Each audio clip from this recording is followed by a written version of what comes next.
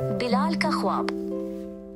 एक छोटे से गांव में जहां हर सुबह सूरज मकई के खेतों पर मुस्कुराता था, बिलाल नामी एक लड़का अपने वालिद अली के साथ रहता था।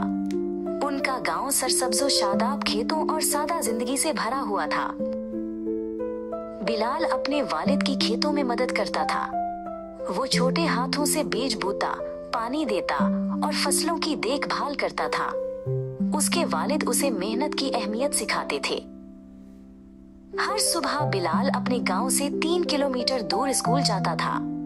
वो पैदल चलता, रास्ते में परिंदों की चहचहाहट सुनता और फितरत के हुसैन मनाजिर से लुत्फ उठाता। रास्ते में एक रेलवे ट्रैक आता था जो उसे सबसे ज्यादा मुतासिर करता था। लोहे की लंबी पटरियों पर चलती ट्रेनें उसे एक अलग ही दुनिया का एहसास दिलाती थीं। स्कूल के बाद वो अक्सर ट्रेन का इंतजार करता ताकि उसे गुजरते हुए देख सके। ट्रेन की सीटी और उसका शोर इसे बहुत पसंद था। बिलाल का एक ख्वाब था कि वो एक दिन ट्रेन में सफर करेगा और दूर दराज की दुनिया देखेगा। ये ख्वाब उसके दिल में गहराई तक बस चुका था। वक्त गुजरता गया और बिलाल ने अपनी स्कूल की तालीम मुकम्मल कर ली। एक दिन वो अपने गांव से शहर की तरफ मजीद तालीम हासिल करने के लिए ट्रेन में सवार हुआ। ये इसके ख्वाब की पहली सीढ़ी थी।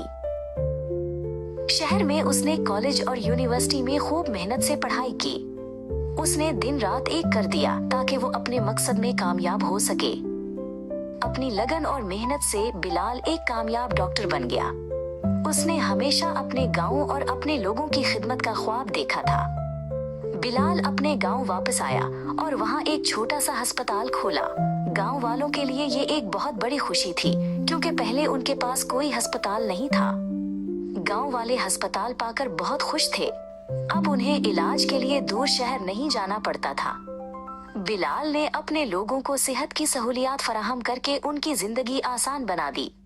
अब बिलाल बहुत खुश था कि वो अपने आबाई लोगों की देखभाल कर रहा है। इसका बचपन का ख्वाब पूरा हो चुका था और उसने अपने गांव को एक नई उम्मीद दी थी।